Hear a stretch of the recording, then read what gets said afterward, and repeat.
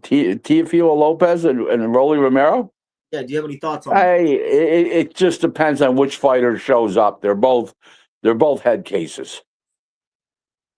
Yeah, I mean they both be up and down in their careers. Yeah, they both flubbed themselves, shit their pants on the biggest stages. Well, who do you favor from a matchmaker standpoint, from a boxing guy standpoint? I favor Teofimo because I think he was killing himself to make 140, and I think he's going to be able to use his legs more, and he won't be as listless. I think that was part of the problem against Shakur. Yeah, I would agree with that. I think talent-wise, Teo definitely is the more talented fighter. Just which team are you going to on the night? I saw that they made the Itauma Filip Hrgovic fight for the IBF title now, and this gives Moses the chance to become. What was that?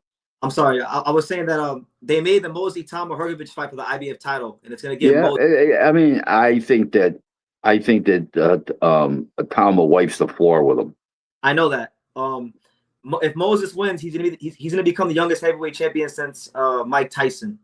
What do you think that means for him if he is able to win the title? It's a personal achievement. It doesn't mean anything when you're sitting in Williamsville, New York, but for him, it's a personal achievement. How is Williamsville, New York treating you today, Rick? Is Williamsville, New York wonderful, okay? Wonderful, absolutely wonderful. We had a wonderful brunch, my wife and I. It's been a wonderful day. Yeah. I went to my 50th reunion last night, and I looked around with all those women in the room, and I said, "Boy, am I glad I'm married to my wife." Yeah, I seen that tweet. I was going to ask you about that. Like, I went to my 10-year high school reunion about 3 years ago, and yeah, it's already getting pretty scary out there. So I can't imagine the 50-year high school reunion. Yeah.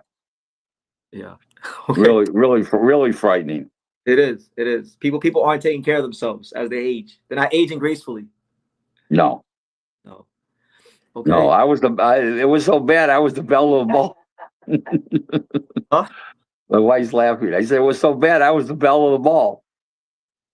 Yeah, that's saying a lot. Let's put it this way, yeah. BT, I was the only one with custom clothes on. Okay, well, I think you told me last night you were saying you're the second most successful person from your graduating class. I probably am. Yeah, the first one is John Wildhack. He was the third in charge at ESPN, and then he went on when he retired from there 10 years ago. He went on to be the Syracuse athletic director and the University of Syracuse athletic director. And now he just retired July 31st from that job. So I would say he would be. Okay, but you're towards the top of your graduating class. I would think. I looking around that class, I'd have to be. The third most successful guy owns a liquor store, so that's all you need to know. Oh man. Okay. Well, there you have it. Rick, I wanted to get your take on ProBox TV. They're heading into a new era with the $5 paywall. They got a couple shows. I am 100% supporting Gary Jonas, ProBox TV, Daniel Rubin, and my wife is too. And we believe in ProBox. We think it's a great series. They do a great job. He uses his own money. Gary, it's not financed by third parties that aren't in boxing, and equity, firms in New York or investment. It's not like that. He puts up his own money, and I'm 100% supporter of the series. Same here. I've been a ProBox TV supporter for 4 years since they first came out. Do you think long term that Gary Jonas, without a big TV network, long term can he compete with the other big promoters? Because I feel like that's the phase ProBox is in now. I don't know. That's yet to be seen. Okay. I'd like to say yes, but I don't know if he can. But I'd like to say yes because I like Gary a lot. I like Daniel Rubin. I like the concept. I just like everything about it. Yeah. Does it remind you of any of the old fight series of the 90s or the early 2000s? I mean, it's a cross between Showbox some nights and After Dark, HBO After Dark. Yeah, I could see that. their first two shows are pretty solid on paper. You know, you got There's, Santiago. there's not. They always put on great shows. I can't wait to watch Showbox. Listen, whenever night Showbox is on, I wake up in the morning. And I say to myself, I can't wait till Showbox starts. Correct. Let me see. What are people saying? Yeah, they said ProBox is great for mid-tier contender level, and they should remain there. That's their specialty. Well, what do you think, Rick? Do you think ProBox should just remain in the mid levels of boxing, or can they function? Well, I'm not going to tell you they're going to be able to compete with Paramount Plus and backed by CBS. I'm not going to tell you they're going to be able to compete at that level, but they're going to. I think they're going to find a niche. I think they're going to find a niche. Well, I think it's important for the fight game that they do find their footing and be successful, because like I said, like you said, they've been very good. It's been a very good product for 4 years now. No question. Listen, they developed a lot of world champions on there already. Yeah, and they got Naji Lopez is on there now too. You got Ramon Cardenas. Good fighters. Mm-hmm. Okay. Yeah, you forgot Angelo Leo. Yeah, Angelo Leo, of course, the best on ProBox. But I wanted to ask you, Rick, about this whole Tyson Fury Anthony Joshua fight. They're gonna bring it to the States. I know you've been tweeting a lot about that whole situation. Well, I'm the one that announced in early June it was going to be in America, and Eddie Hearn came out and tried to make me look like a fool and say he doesn't know what he's talking about. It's not going to be in America, but all of a sudden Eddie finds out it's going to be in America.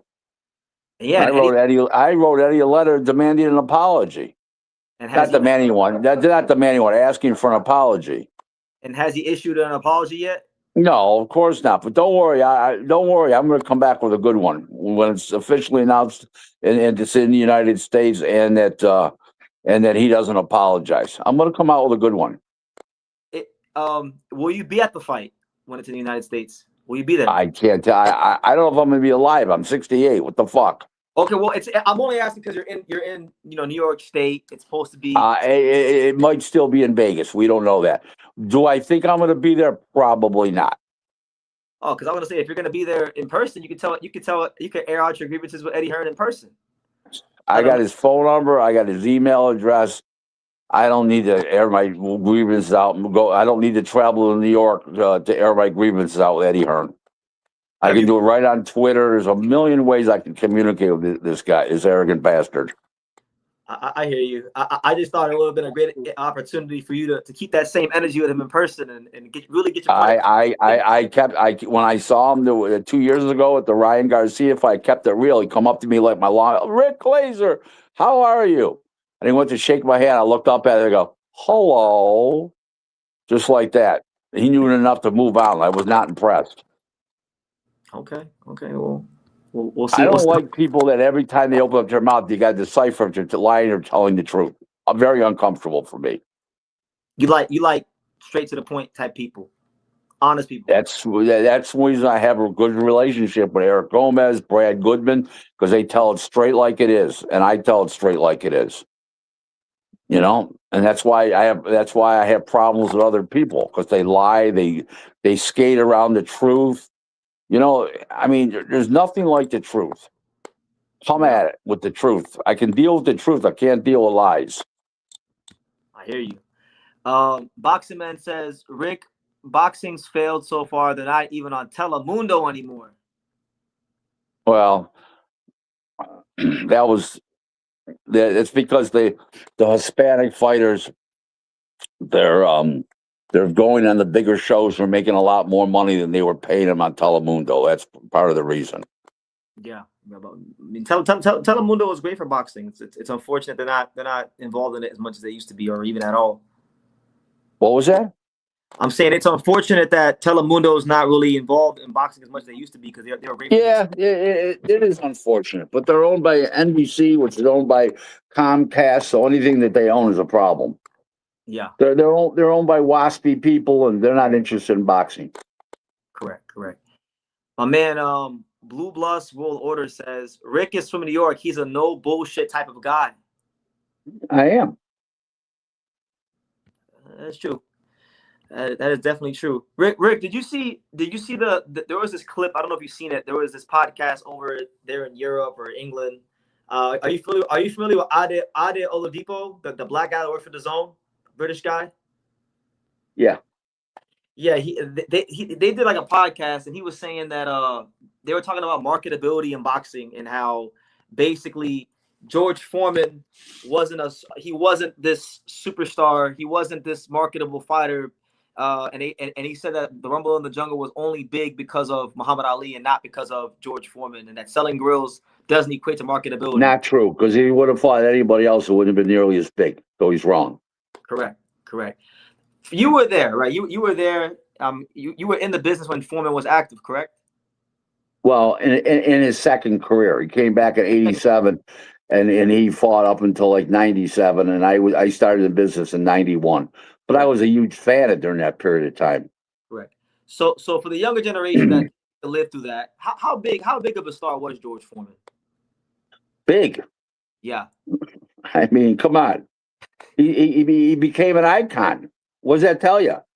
That's how wrong that guy is. They just made a movie about him, like about a movie, books, made $200 million from a grill. I mean, come on. What more do you want? Guy was an icon. What's he talking about? You can't do no better. No.